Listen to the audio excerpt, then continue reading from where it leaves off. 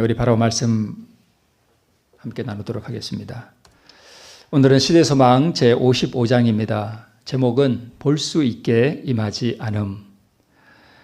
우리 성경 본문의 말씀은 누가복음 17장 20절로부터 22절에 있는 말씀입니다. 제가 읽겠습니다. 우리 앞에도 있습니다. 바리새인들이 하나님의 나라가 어느 때에 임하나이까 묻거늘 예수께서 대답하여 가라사대 하나님의 나라는 볼 수 있게 임하는 것이 아니요 또 여기 있다 저기 있다고도 못하리니 하나님의 나라는 너희 안에 있느니라.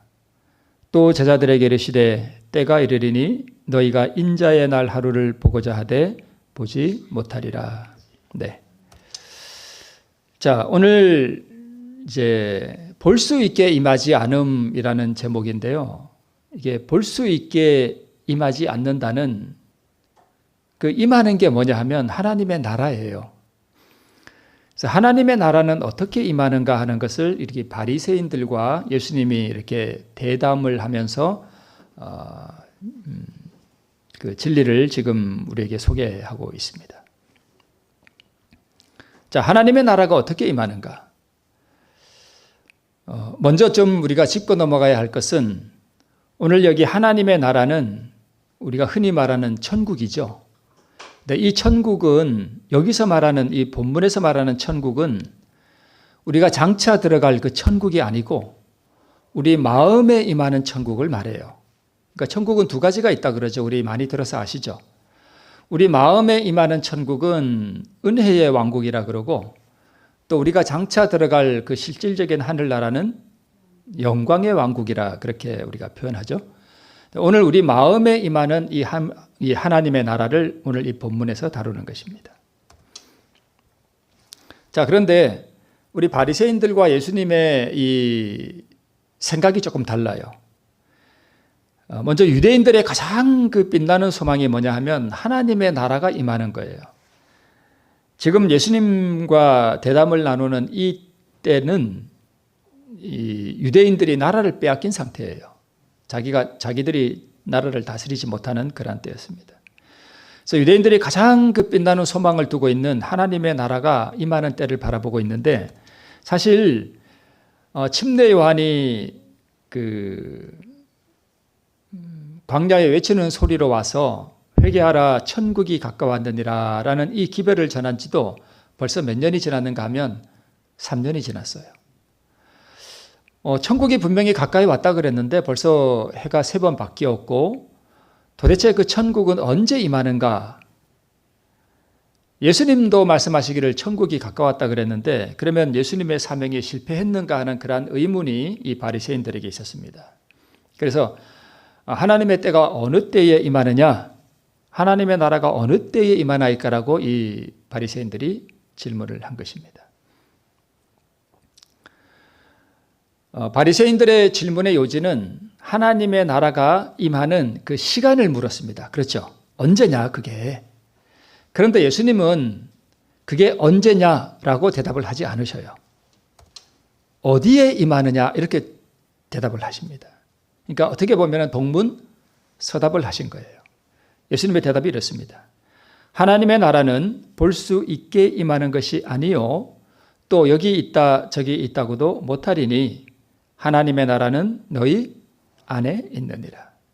그러니까 우리가 장차 들어갈 그 영광의 하늘나라와 우리 마음에 임하는 이 은혜의 왕국을 분별을 못하면 이게 좀 헷갈려요. 아니 그러면 예수님이 분명히 구름 타고 오신다 그랬고 우리가 하늘나라에 간다 그랬는데 볼 수 없다니 그게 무슨 소린가? 그렇게 우리가 오해할 수 있습니다.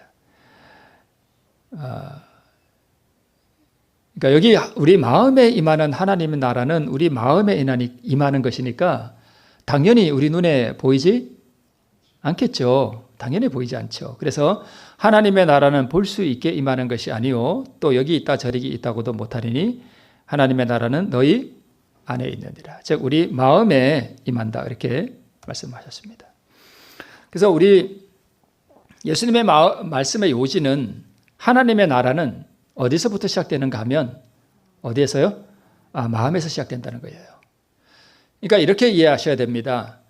우리 마음에서 은혜의 왕국이 시작된 사람들이 나중에 어디로 옮겨가는가 하면 영광의 왕국으로 옮겨가는 거예요. 그러니까 여기서 싹이 터서 시작돼서 우리 진짜 하늘나라에 가서 열매를 맺는 것이에요. 그러면 반대로 우리 마음에서 은혜의 왕국이 시작되지 않으면 어떻게 될까요? 영광의 왕국에 들어갈까요? 못 들어갑니다. 그러니까 천국은 어디서 시작되는 거예요? 여기서부터 시작돼야 돼요. 그러니까 많은 사람들이 내가 지금 하늘나라가 내 안에서 시작되었는가라고 하는 것에 별로 관심을 안 두고 살아가면 큰일 나겠죠. 그러니까 영광의 왕국에만 예수님 재림에만 이렇게 관심을, 사실 중요한 것은 재림이 아니라 더 중요한 것은 뭐예요? 여기서 천국이 시작되는 게 그게 더 중요한 거예요. 여기서 안 되면 거기 못 가는 거예요. 자, 여기 이 아기 어때요? 너무 이쁘죠? 너무, 이제 어떻게 이렇게 아기가 이쁠 수 있을까? 진짜 이걸 뭘로 표현할 수 있을까요? 뭐 같다고 할 수 있을까요? 천사 같죠? 너무 이쁘죠? 근데 여기 이렇게 천사같이 사랑스러운 아기가 있는데 여러분, 지금 이 아기의 마음을 누가 지배하고 있을까요? 하나님의 영이 지배하고 있을까요? 사단이 지배하고 있을까요? 보기에는 너무너무 사랑스럽고 아름다운데 사단이 지배하고 있습니다. 이게 이해가 되시나요? 지금 이 아기의 마음을 지배하고 있는 것은 사단이에요. 사단이 지배하고 있습니다. 이 아이가 하나님을 알고 성령의 역사에 자기 마음을 꺾지 않으면, 즉 그리스도를 자기의 왕으로 영접해 드리지 않으면 이 아기는 자기 안에 있는 사단의 역사를 따라 영원한 죽음으로 달려가는 인생일 뿐입니다. 그렇죠? 네. 이 아이가 자라면서 자기 마음을 지배하고 있는 이 사단의 능력을 꺾어버리고 자기 안에 그리스도의 영을 받아들이지 않으면 이 아이는 결국 어디로 간다고요? 영원한 멸망으로 가요. 이렇게 아름다운 아기가 그렇다는 것입니다.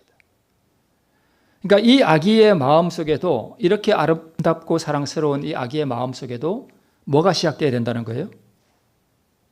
하나님의 나라가 여기서 시작되지 않으면, 이 땅에서 이 아기의 마음 속에, 이 아기가 자라면서 이 아기의 마음 속에 그 하나님의 나라가 임하지 않으면 결국은 이 아기도 자라서 지옥 갑니다. 우리가 그것을 분명히 이해해야 합니다. 그래서 모든 인생은 뭐 해야 되는 거예요? 거듭나야 되는 거예요. 그러니까 하나님 나라가 시작된다, 이 뜻이 바로 거듭난다는 뜻입니다. 물과 성령으로 거듭나는 것입니다. 많은 분들이 여기 물을 침례라고 봐요. 근데 저는 솔직히 말해서 침례라고 보지 않습니다. 물론 침례도 포함이 돼요. 그러나 여기에 이 물은 중생의 씻음을 말하는 거예요. 그래서 거듭난다는 것은 내 마음을 지배하는 영이 바뀐다는 것을 의미합니다. 지금 나의 마음을 지배하는 것은 사단의 영인가 아니면 하나님의 영인가?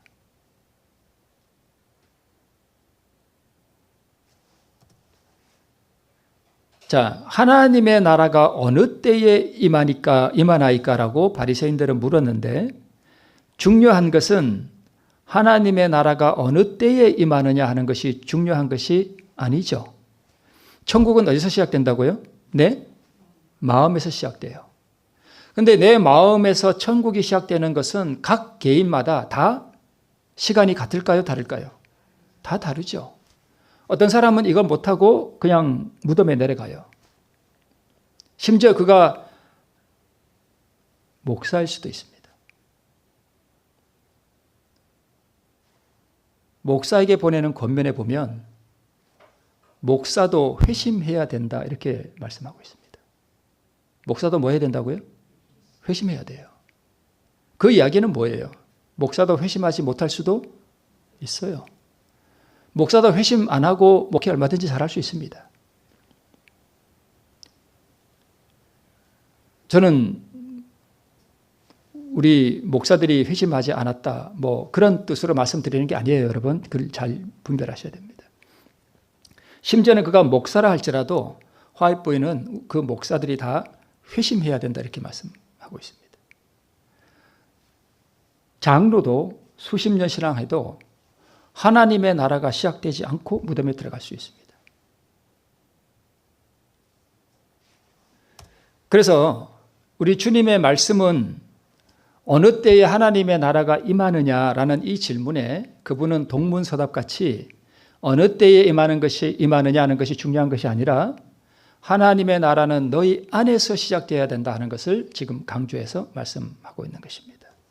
그래서 왜 하나님의 나라가 마음에서부터 시작되는 것이라고 대답하셨는가? 대단하죠? 이게 세상 나라예요. 그죠? 이것이 바로 바리새인들이 원하는 나라였습니다.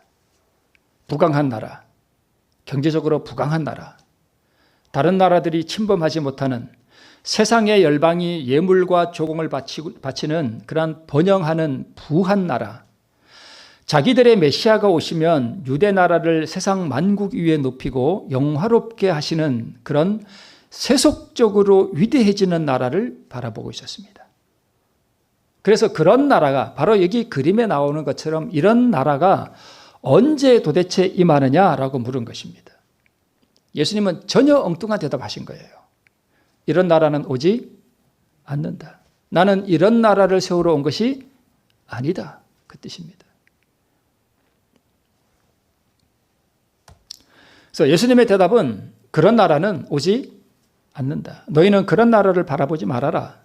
내가 세우는 나라는 너희 마음에다가 세우는 나라이다. 나는 너희 마음에 하나님의 나라를 건설하기 위해 온 것이다. 그 나라가 어디에 세워지는지가 중요한 것이다 라고 우리 주님께서 말씀하신 것입니다. 자, 바리새인들이 바라던 나라는 세속적인 이 땅의 나라였죠. 예수님이 말씀하시는 나라는 사람의 마음이 성령의 역사에 굴복함으로 사람의 마음 속에서 이루어지는 은혜의 나라를 말하는 것입니다.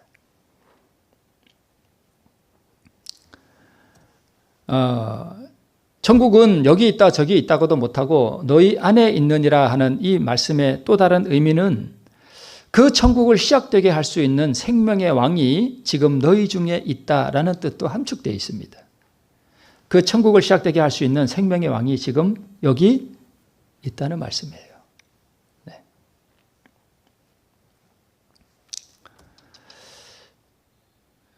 그러면서 하시는 말씀이 때가 이르리니 너희가 인자의 날 하루를 보고자 하되 보지 못하리라 라고 주님께서 말씀하셨습니다. 이게 무슨 뜻이냐면 생명의 왕이 이 땅에 오셔서 그 위대한 사명, 인간의 마음에다 하나님의 나라를 이루고자 하시는 그 사명을 깨닫지 못하는 인생들, 또 제자들을 향해 내가 죽고 부활하고 승천하고 나면 그때는 내가 누군지 정확하게 이해할 것이다.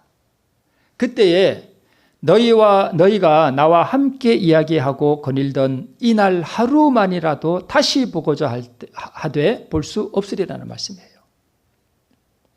그러니까 내가 죽고 승천하고 나면 내가 이 땅에 더 이상 없잖아요, 예수님이. 그러면 그때 가서 그분이 진짜 왕이셨구나. 그분이 진짜 생명의 왕이셨구나. 그분과 다시 한번 거닐었으면 얼마나 좋을까.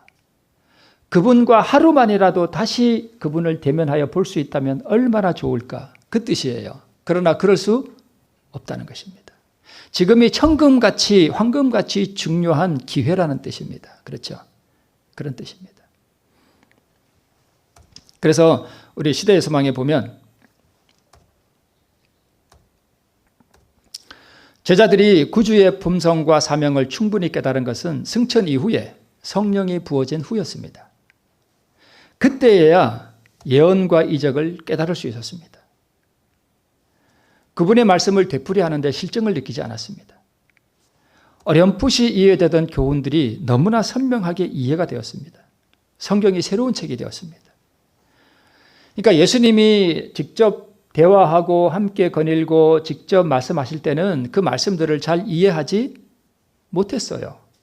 그런데 예수님이 승천하시고 난 다음에 성령이 부어지고 나니까 그 말씀들이 이제서야 깨달아지는 거예요. 그러니까 그 제자들의 마음에 그때는 우리가 왜 그걸 그렇게 더디 이해했을까? 왜 우리가 그렇게 참 좀 못난이 같이 그렇게 참 그랬을까? 그 예수님의 발 앞에 앉아서 이 말씀이 주님 무슨 뜻입니까? 라고 한번 물어볼 수만 있다면 얼마나 좋을까? 그런다는 것입니다. 놀라움으로 그분의 품성과 사명에 관한 기록을 읽고 또 읽었습니다. 한 인간으로 인간들 사이를 걸어 다니시는 그 구주를 보면서도 성육신의 신비를 얼마나 느리게 이해했던가. 다시 한번 그분의 모습을 뵙고 그 발 앞에 나가 말씀 듣기를 얼마나 사모했던가. 말씀을 다시 한번 설명해 달라고 요청할 수 있다면 얼마나 좋을까. 그렇다면 얼마나 주의 깊게 들을 것인가. 그런데 이거는 좀 좋은 추억이잖아요. 그런데 이런 비슷한 경험을 하는 사람들이 있는데 불행하게 모든 은혜의 시기가 끝난 다음에 자기가 영원한 멸망으로 떨어졌다는 사실을 깨닫는 수많은 사람들이 내가 그때 교회 다닐 때 내가 왜 그렇게 말씀을 읽지 않았던가? 내가 왜 그 중요한 황금같이 중요한 시간에 내가 그렇게 기도를 게을리 했던가? 내가 왜 그때 그렇게 정말 하나님 앞에 열심을 내고 하나님을 만나기 위해서 내가 왜 그렇게 좀 열심을 내지 못했던가? 이렇게 이 제자들은 지금 좋은 의미에서 지금 후회를 하고 있지만 마지막 때에 나쁜 의미로 절망 가운데 후회할 사람들이 참 많다고 증언의 말씀에 있습니다. 그러니까 여기 보면 놀라움으로 그분의 품성과 사명에 관한 기록을 제자들은 읽고 또 읽었죠. 그렇죠. 지금 우리가 이걸 해야 돼요. 지금.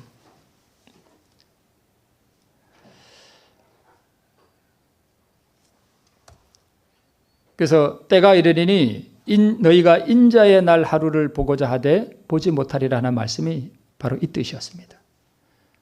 야, 예수님과 하루만이라도 살아봤으면 그분의 입에서 나오는 그 음성을 우리가 친히 한 번만 더 들어봤으면 그랬다는 것입니다.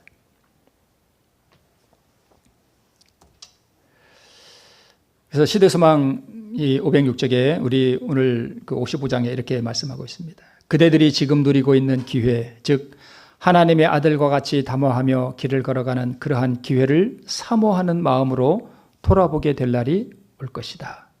아까 그 말씀이 그런 뜻입니다.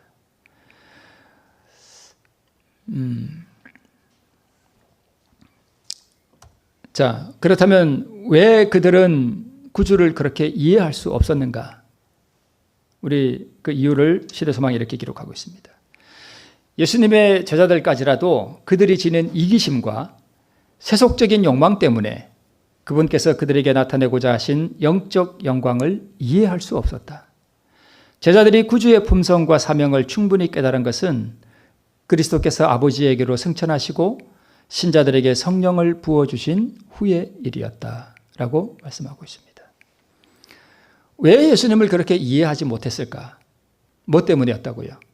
이기심과 세속적인 욕망 때문에. 그걸 이해가 안 되는 거예요. 그러니까 자기의 바라는 것과 예수님이 말씀하시는 것이 맞지 않으니까 이게 귀에 들어올 리가 없죠. 그러니까 이해가 안 됐던 거예요. 만약 이 제자들이 이 이기심과 세속적인 욕망을 그때 다 버렸더라면 예수님의 말씀을 아마 잘 이해할 수 있었을 것입니다. 그래서 바리새인들이 만들고자 했던 하나님의 나라는 어떻게 이루어지는 나라인가 하면 민중봉기, 사회개혁, 국가혁명을 통해서 이루는 그러한 나라를 그들은 기대하고 있었습니다. 그렇죠. 자, 여기 나오는 이 그림은 백악관인데요. 맞죠? 네, 그런 것 같습니다. 자, 이게 미국이 그렇다는 건 아니고요. 그 당시에 유대 나라가 어떤 상태였는가 하면 아주 강압적이고 정부가 아주 부패한 정부였습니다. 토색이 만연하고 아주 편협하고 잔인한 압제가 이루어지고 악패가 가득한 그러한 나라였습니다. 그 당시에는요, 로마가 지배하고 있었잖아요. 그래서 로마 군인이 어떤 한 유대인을 불러요. 너 이리 와. 이 짐 들어. 그러면 무조건 그렇게 해야 돼요. 만약에 그 말 안 들으면 어떻게 될까요? 우리가 상상하는 그대로입니다. 어떠한 일을 시켜도요, 유대인들이 거절할 수 없었습니다. 그리고 우리가 상상하지 못하는 그 갈릴리 바다 있죠. 예수님이 이렇게 거닐던 그 갈릴리 바다에는 배들이 이렇게 떠 있었는데 로마의 군인들이 그 배에서 연락하는 그 활락의 소리가 자주 들렸었습니다.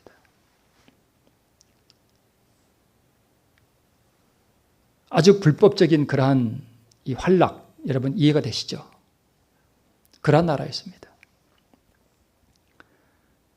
그래서 그 당시에 이 열심당원들은요, 이러한 사회개혁, 이게 반항하고 하는 이러한 일들을 통해서 로마 정부를 전복시키고 유대 나라를 독립시키려고 하는 그러한 열성분자들도 있었습니다. 그런데 예수님은 사회개혁을 시도하지 않았습니다. 그분은 한 번도 국가의 권력 남용을 공격하지 않으셨습니다. 국가의 원수를 정죄하지도 않으셨습니다. 권력자의 권위와 행정에 절대 간섭하지도 않으셨습니다. 세속적인 정치를 아주 멀리 하셨어요. 그러니까 세속적인 정치와는 아예 담을 쌓고 있었습니다. 왜 그랬을까요? 이렇게 말씀하고 있습니다. 구제책이 단순히 인간적인 그리고 외적인 조치에 있지 않았기 때문이다. 구제책이 효과가 있으려면 반드시 사람들에게 개인적으로 미쳐야 하고 반드시 마음을 개심시켜야 한다. 사회를 여러분 도덕적인 국가를 만들고 사회를 정말 도덕적인 사회를 만들려면 어떤 강압적인 법령이나 어떤 사회 개혁을 통해서는 그 일이 절대 이루어지지 않는다는 거예요. 어떤 한 나라를 도덕적인 나라로 만들려면 이 국가를 이루고 있는 이 백성들의 마음이 바뀌어야 된다는 거예요. 그리스도의 나라는 법정이나 회의나 입법기관의 결정 또는 세상의 위인들의 후원을 얻어 설립되는 것이 아니요 성령의 역할을 통하여 그리스도의 성품을 인간의 마음에 심음으로 이루어진다 이렇게 말씀하고 있습니다. 그래서 예수님께서는 사회개혁, 국가의 권력에 대항하는 일 절대 하지 않으셨습니다. 여러분 이런 일을 시도하는 사람이 있어요.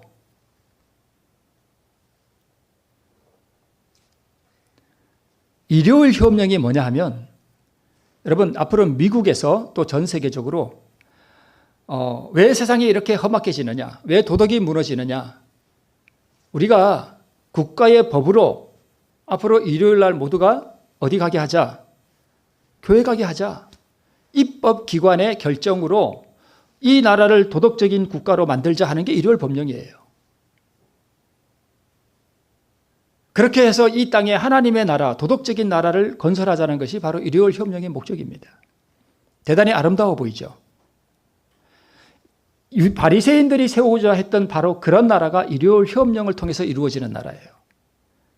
그러면 입법기관의 결정을 통해서 모든 사람이 일요일 날 교회 가도록 국가가 법으로 정했다면 만약에 누군가는 그것을 지키지 않는다면 뭐가 가해지는 거예요? 형벌이 가해지는 거예요. 하나님의 나라는 그렇게 이루어지지 않는다는 것입니다. 이제 이 일이 곧 이 땅에 이루어진다는 것입니다. 세상의 법정에서 이 사회가 도덕적으로 이렇게 타락했기 때문에 하나님의 심판이 임해서 이렇게 재난이 일어난다. 여러분 지금 전 세계적으로 일어나는 재난이 요즘 심각합니다. 이 일이 앞으로 점점 더 심해집니다. 그럼 왜 이런 일들이 일어나느냐? 우리가 하나님의 율법을 떠났기 때문이다. 그럼 우리가 하나님께로 돌아가야 한다. 하나님께로 돌아가는 방법이 뭐냐? 우리가 하나님의 계명을 지키는 것이다. 하나님의 계명을 지키는 가장 좋은 방법이 뭐냐? 일요일 성수다. 주일 성수해야 된다. 그렇다면 어떻게 우리가 주일 성수를 할 거냐? 의회에서 이것을 법으로 정하자. 모든 사람들은 주일을 성수하라. 그게 일요일 법령입니다. 하나님의 나라는 그렇게 이루어지지 않는다는 것입니다. 영접하는 자 곧 그 이름을 믿는 자들에게는 하나님의 자녀가 되는 권세를 주셨으니 이는 혈통으로나 육정으로나 사람의 뜻으로 나지 아니하고 오직 하나님께로서 난 자들이니라. 여기에 인류를 향상시킬 수 있는 유일한 능력이 있다. 그러므로 이 사업을 성취하기 위한 인간의 일은 하나님의 말씀을 뭐하고요? 가르치고 또 뭐하는 거다? 실행하는 것이다. 오늘날 교회에서는 가르치는 건 잘 돼요. 그죠? 그죠? 매주마다 설교하잖아요. 근데 뭐는 잘 안 돼요? 실행은 안 돼요. 문제는, 오늘날 교회의 문제는 가르치는 데 있는 것이 아니라 뭐 하는 데 있는 거예요? 실행하는 데 있습니다. 실천 안 합니다, 교인들. 들을 때뿐이에요. 대부분이 그렇습니다. 말씀을 듣고요, 그 말씀대로 정말 살기 위해서 몸부림치는 사람들은 극소수입니다. 이게 뭐예요? 우리나라에 기독당이라는 게 있어요. 정치하는 기독교를 믿는 사람들이 지금 어디에 참여하는 거예요? 정치에 참여하는 거예요. 이거 하나님께서 바라실까요? 아니요. 하나님께서 이런 거 바라지 않으셔요. 이렇게 어떤 기독교 정당을 만들어서 정치적인 활동을 통해서 하나님의 나라는 절대 이루어지지 않습니다. 인간의 마음이 변하지 않는 한 이런 거 100개를 만들어도 오지 않습니다. 정부의 법률을 통하여 도덕적 기독교 사회를 구현하고자 하는 운동의 절정이 바로 일요일혁명입니다. 국가의 법률을 통해 개인의 양심을 무시하고 강제적으로 하나님의 법을 순종하게 한다. 이것이 바리새인들이 바랐던 그런 나라입니다. 여기 고린도라는 도시가 있죠. 이 고린도는요, 무역이 아주 해상 무역이 발달한 곳이었기 때문에 아주 타락한 도시였습니다. 그런데 여기에 사도 바울이 가서 뭘 했습니까? 복음을 증거했죠. 그러고 나서 이렇게 말씀하고 있습니다. 내가 너희 중에서 예수 그리스도와 그의 십자가에 못 박히신 것 외에는 아무것도 알지 아니하기로 작정하였습니다. 고린도에 보내는 편지 아니에요, 그죠? 그러니까 고린도에서 바울은 사회 개혁했습니까? 안 했죠. 민중 봉기를 했습니까? 정치에 참여했습니까? 아니라는 것입니다. 오직 뭘 전했다는 거예요? 예수 그리스도와 그의 십자가에 못 박히신 것 외에는 아무것도 전하지 않았습니다. 그랬더니 이런 결과가 나왔습니다. 고린도전서 6장 11절에 너희 중에 이와 같은 자들이 있더니, 아주 타락한 자들이 있더니 주 예수 그리스도의 이름과 우리 하나님의 성령 안에서 씻음과, 이게 바로 물입니다. 씻음과 거룩함과 의롭다 하심을 얻었느니라. 이게 하나님의 나라라는 것입니다. 그래서 하나님의 나라는 볼 수 있게 임하지 않는다. 하나님의 나라는 인간의 마음에 그리스도의 성품을 심어줌으로 이루어지는 것이다. 그리스도의 나라가 인간의 마음에 심어지기 위해서는 인간이 자기 마음을 성령에 강권하는 역사에 뭐 해야 된다고요? 굴복해야 한다. 자, 우리 시대서막 55장에 계속해서 이렇게 말씀하고 있습니다. 내가 그리스도와 함께 십자가에 뭐 했나니? 못 박혔나니. 그런즉 이제는 내가 산 것이 아니요 오직 내 안에 그리스도께서 사신 것이라. 그렇게 될 때 그들도 바울처럼 사람들의 유익을 위하여 일하게 될 것이다. 이게 마지막 장면입니다. 하나님의 나라는 볼 수 있게 임하지 않음이라는 이 시대소망 제55장의 결론이 뭐예요? 바로 이것입니다. 인간이 성령의 역사에 굴복해서 그리스도와 함께 십자가에 뭐 할 때요? 못 박힐 때. 뭐가 못 박히는지 여러분 너무 많이 들어서 아시겠죠? 네. 그게 못 박힐 때. 그러면 내가 산 게 아니죠? 내가 산 게 아니죠? 누가 나를 좀 자존심을 짓밟아도, 누가 좀 나를 무시해도, 누가 좀 나를 알아주지 않아도 내가 산 것이 아니니까 반응을 할까요? 안 할까요? 반응 안 합니다. 반응 안 해요. 왜요? 죽었으니까. 여기 조금 올라와도 금방 하나님 아버지 하면 벌써 이게 사라져요. 이 자아가 이렇게 못 박히는 경험을 자꾸 이렇게 하다 보면 나중에 어떻게 되냐면 이게 뭔가 조금 이렇게 올라오는 것 같을 때 아버지 하나님 딱 불러도 그냥 내려가 버려요. 경험하시나요? 이걸 경험하셔야 돼요. 하나님 아버지 하고 부르기만 해도 그냥 내려갑니다. 사라져 버려요. 그리고 그렇게 뭐 화나는 일도 없습니다.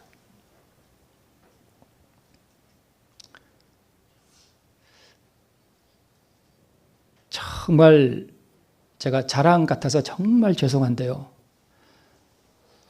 제가 자랑하기 위해서 드리는 말씀이 아니라 저는 오늘 참 바빴거든요. 집사람이 이것저것 준비하느라고.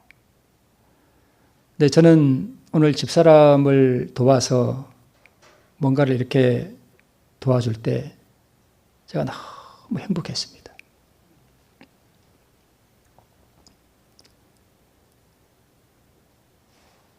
왜냐하면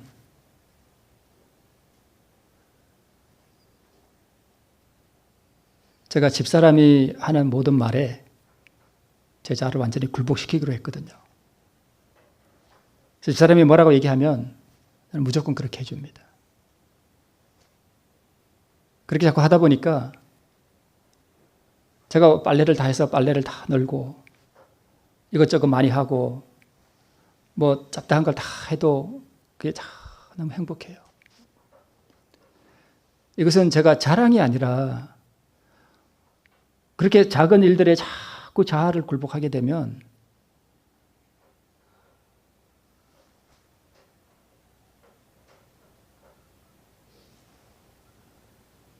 그렇게 사는 것이 행복이에요. 진짜 여러분도 그렇게 잘 하실 줄로 믿습니다. 그렇게 될 때 그들도 바울처럼 사람들의 유익을 위하여 일하게 될 것이다.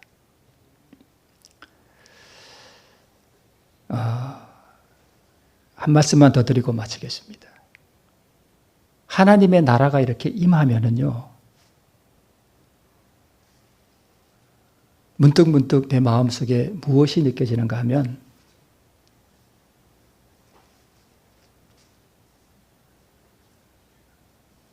극한 평화가 있습니다. 어떤 말할 수 없는 잔잔한 무엇인가가 이렇게 흘러요. 계속 이렇게 흘러요.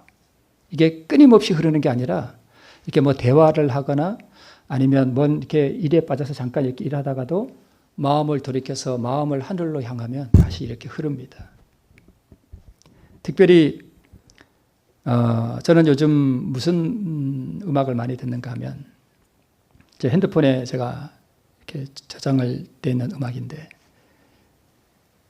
내 주께 가까이 나가는 일, 그 음악을 이렇게 가끔 듣습니다.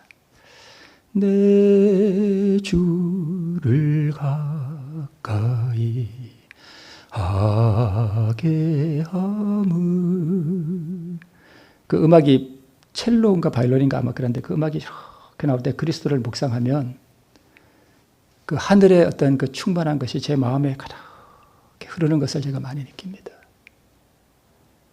제가 여러분에게 저의 어떠함을 자랑하기 위함이 아니라 여러분 끊임없이 그리스도를 구하고 끊임없이 자아를 하나님 앞에 내려놓고 끊임없이 하늘을 계속 향하도록 마음을 그리로 향하게 되면 우리가 그렇게 하나님의 나라가 내 안에 임재해 있는 것을 우리가 경험할 수 있음을 말씀드리기 위해서 제가 부득이 이 말씀을 드리는 것을 이해해 주시기를 바랍니다. 그래서 하나님의 나라가 내 안에 임함으로 이르러 오는 그 잔잔한 평화와 그 기쁨이 충만한 우리 모든 성도님들 되시길 바라면서 오늘 말씀을 마치겠습니다.